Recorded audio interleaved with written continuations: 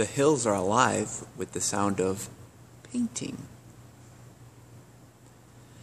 Thomas Jefferson Elementary was nice enough to invite me to come back and help them design and paint the sets for their play.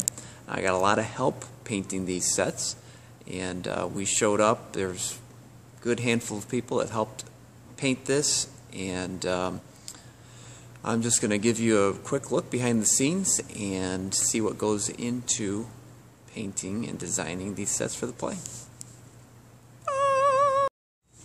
What's the first step when it comes to designing sets for a play?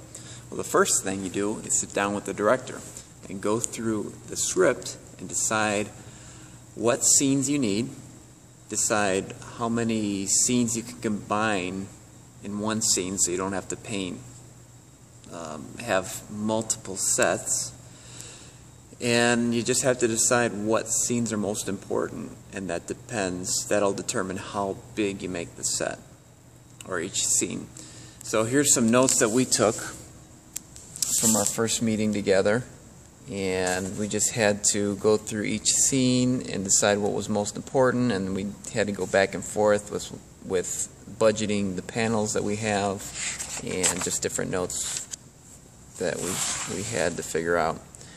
So then after that, I print up some rectangles that I have proportioned to the panels we're going to be using. We'll be painting on 4x8 sheets of foam, and so I just lay out so I know exactly how big to design these scenes.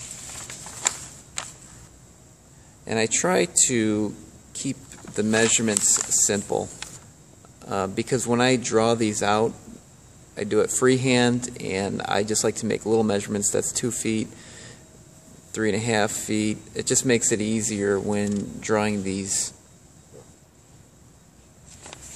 so you don't have to do a lot. This is a original design for the Villa Terrace. We had the outside of the building and just didn't feel that worked well. It just didn't look like it fit together. So we just cut this portion out and expanded on that.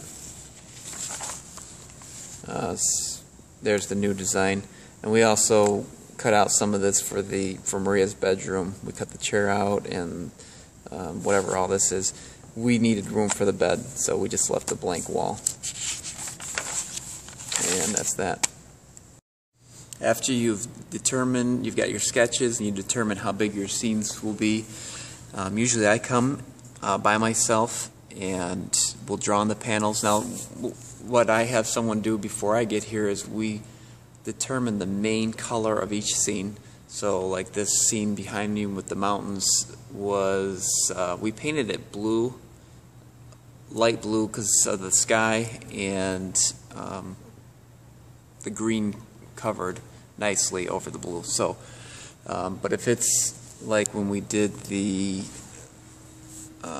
inside of the villa, we painted that all gray, just flat gray, and so it just depends on what each scene it is will determine the color. I draw in chalk, then I go over the chalk with marker because you don't always get it right the first time, so this way the marker helps the people painting know exactly what to paint. We have a bunch of people come in, some kids, some parents, and I walk around and give them paint, and it's pretty much coloring just like a coloring sheet, and I help them mix paints, and sometimes we paint 2 colors at the same time, like this this hilly scene. We painted a bunch of greens and yellows all at the same time. That way it saves a lot of work later on. And then after everything is laid out, then I come back and do what we call tweaking, which means I just go over and add little details, and you'd be surprised with just a little bit of added detail how you can really make a scene pop after you've done that. So I'll give you an example of what that looks like next.